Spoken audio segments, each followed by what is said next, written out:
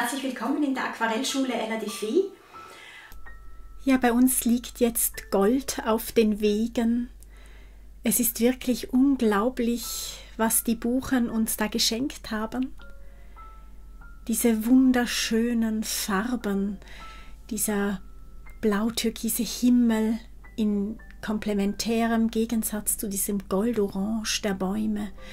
Dann wieder komplementär dieses Grün der Nadelbäume, der immergrünen, im Gegensatz zu diesem rot gefärbten Laub oder grüne Wiese in Kombination mit Laub. Also es ist wirklich eine reine Zauberei. Es ist einfach wunderschön. Man kann es so schön gar nicht fangen mit der Kamera, wie es in Wahrheit ist. Obwohl es auch hier schon sichtbar wunderschön ausschaut. Ja, zu Beginn möchte ich euch jetzt wieder etwas zu den Farben erzählen und erklären. Wir brauchen wieder sehr wenige Farben und mischen uns das meiste. Wir starten mit einem Kobalt-Türkis. Diese Farbe ist in diesem Bild nicht optional. Wir starten damit und sie ist ein großer Bestandteil des Himmels. Als nächstes haben wir ein Heliocyanin-Blau. Diese beiden Farben verwende ich sehr gerne und sehr oft zusammen in einem Himmel. Diese beiden Farben kombinieren sehr schön miteinander. Weiters haben wir ein Cadmium-Orange hell an der Stelle von Goldgelb. Das habe ich sehr gern, dieses sehr warme, sehr intensive Goldgelb, also Cadmium-Orange hell. Und als dritte Primärfarbe noch das Zinnoberrot. Das sind so diese 4 Farben, Kobalt-Türkis und dann die 3 Primärfarben. Optional kommt dazu ein Zitronengelb. Und dieses Zitronengelb ist einfach, ja, wie gesagt, optional. Dabei haben wir dann noch ein Titangelb. Das ist auch optional, denn wir können es mischen aus Deckweiß und Zitronengelb. Ihr werdet sehen, Deckweiß und Zitronengelb gemischt ergibt ein wunderschönes Titangelb. Also das kann man wirklich so mischen, ganz leicht und braucht dann nicht ein extra Näpfchen. Die Brauntöne mischen wir uns auch. Zuerst einmal eine meiner Lieblingsfarbklänge, Kobalt-Türkis mit Zinnoberrot. Das ist einfach, das kombiniert wunderschön. Das gibt ein wunderschönes, changierendes Braun. Und wenn ihr diese Farbe nachher im Bodenbereich verwendet, ihr werdet sehen, das ist einfach ein Farbspiel. Schöner geht es nicht. Das dunklere Braun mischen wir uns aus einem Heliocyanin-Blau mit ein bisschen Zinnoberrot und haben dadurch dann dieses Blau-Grau, diesen Blau-Grau-Ton. Und das finde ich auch sehr schön für die Bäume, mehr bei uns, mehr im Vordergrund. Das ist auch sehr schön. Also die 3 Grundfarben, Gelb, Rot und Blau, macht uns diese Harmonie im Bild. Essentiell dieses Mal Kobalt-Türkis, optional diese Zitronengelb, Titangelb-Töne und die Braunklänge selber gemischt. Das ist ideal aus Kobalt-Türkis und Zinnoberrot das helle, Heliocyanin-Blau und Zinnoberrot das dunkle. Ja, dann möchte ich noch ganz kurz etwas zum Elastip sagen. Ich habe kürzlich ein Video gemacht, ganz und gar nur zu diesem Thema Elastip. Der Elastip ist ein Pinsel, der sehr vielseitig ist. Er hat feine Härchen, er hat auch ein bisschen etwas Borstiges, sodass man Flächen verblenden kann, sodass man Gras malen kann, Hügel, entfernte Hügel, dass man etwas auswaschen kann, dass man hineinkratzen kann und. Also ja, er hat fast endlose Möglichkeiten, dieser Pinsel, und ihr bekommt ihn über meine Homepage. Nun starten wir mit dem Anfeuchten unseres Blattes. Das könnt ihr entweder mit einem Aquarell-Naturschwamm oder aber eben mit dem Elastip vornehmen. Einfach ganz regelmäßig, intensiv anfeuchten, ohne dass dann eine Pfütze auf dem Blatt ist. Das Blatt soll einfach sanft glänzen. Wir starten mit einem Kobalt-Türkis, gefolgt links von einem Heliocyanin-Blau ins Gelb hinübergehend nach rechts. Wir lassen das Ganze trocknen und malen dann mit dem feinen Schriftenpinsel, dem Nova Synthetics Nummer 3, die ersten Bäume. Dazu verwenden wir unsere Mischung aus Kobalt, Türkis und Zinnoberrot. Und ihr seht, ich ziehe die Bäume von unten nach oben ins Bild. Da habe ich auch einige Videos extra zum Thema Baum gemacht. Die werde ich euch oben verlinken. Und da werdet ihr auch ganz genau sehen, wie ihr Bäume aufbauen könnt, Schritt für Schritt. Hier jetzt noch einmal unsere Bäume in diesem Bild, in diesem sanften Braun, Türkis Gemisch, von unten nach oben gezogen. Wir starten in der Mitte und bevor wir alle Bäume gemalt haben, verblenden wir die Bäume nach unten hin mit derselben Farbe, mit dem Elastip ins Nichts hinein sozusagen und tupfen ein bisschen Blattwerk im oberen Bereich mit einem Cadmium Orange Hell. Ihr könnt auch ein bisschen Zitronengelb hineinmischen, wenn ihr das möchtet, dann habt ihr noch ein bisschen mehr Kälte, ein bisschen mehr leuchtende Kälte, also Licht drin. Nicht so sehr warm, aber doch leuchtend.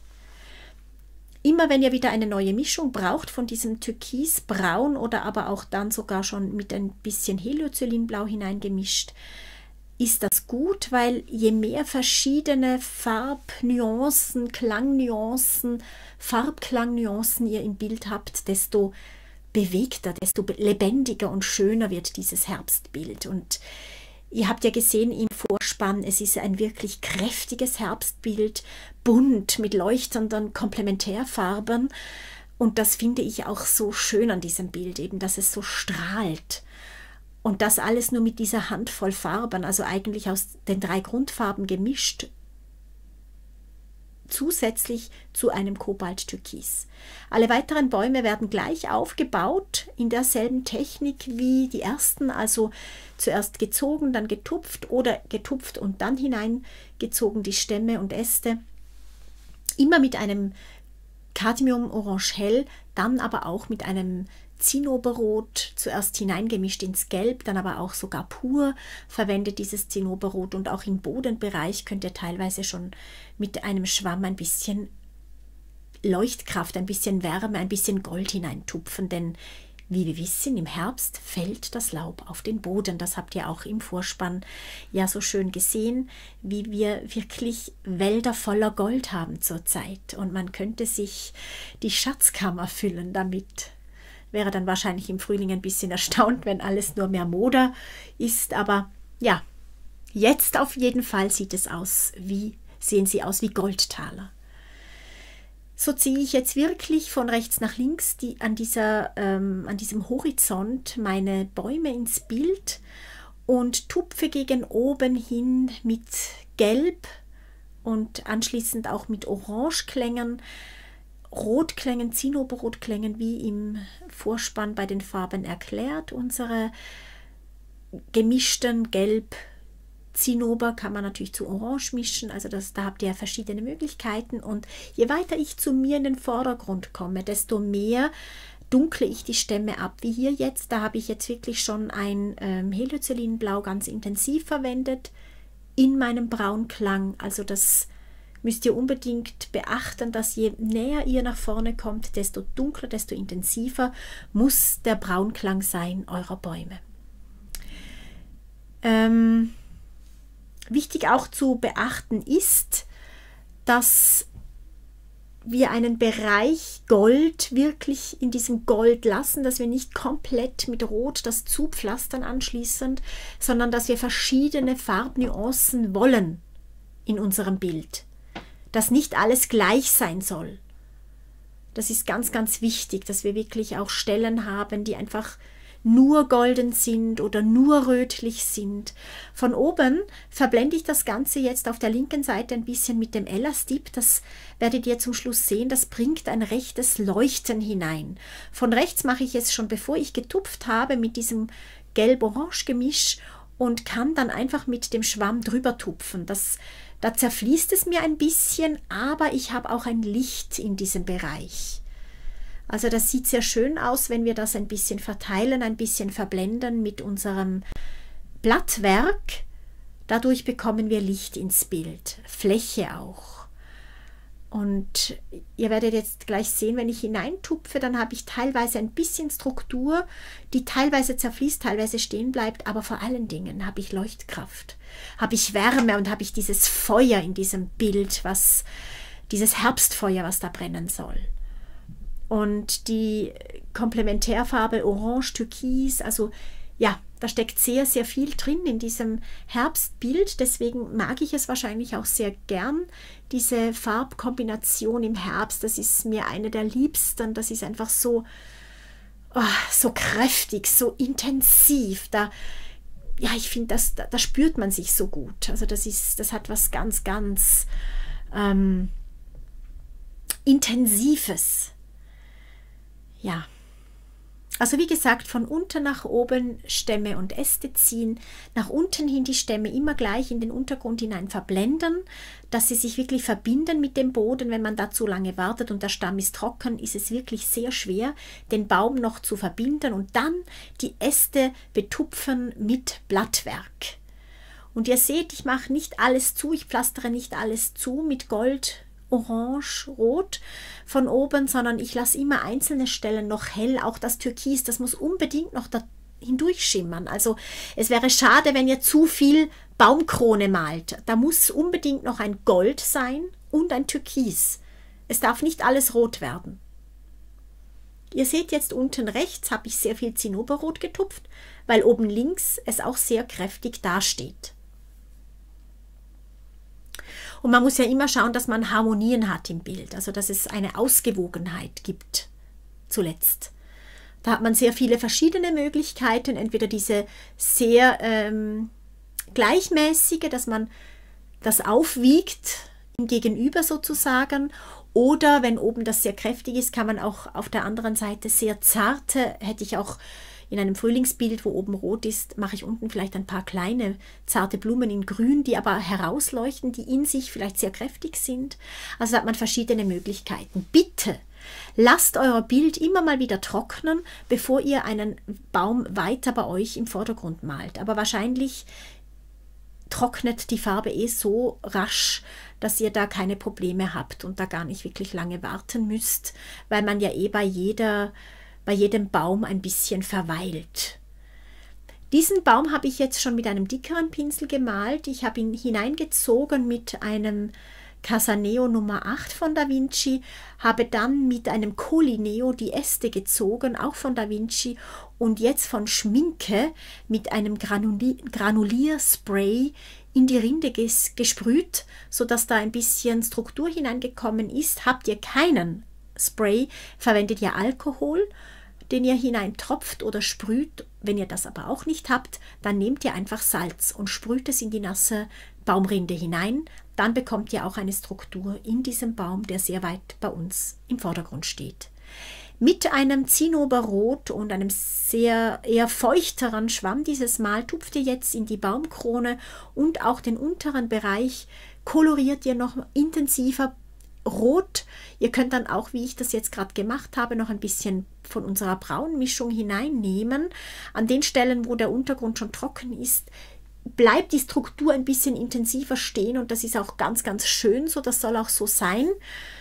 Ja, und nun sind wir schon fast fertig. Wir machen jetzt mit einem mittleren Detailpinsel, einem Cosmotop Spin Nummer 4 oder einem Maestro Nummer 3 von Da Vinci noch ein paar größere Blätter.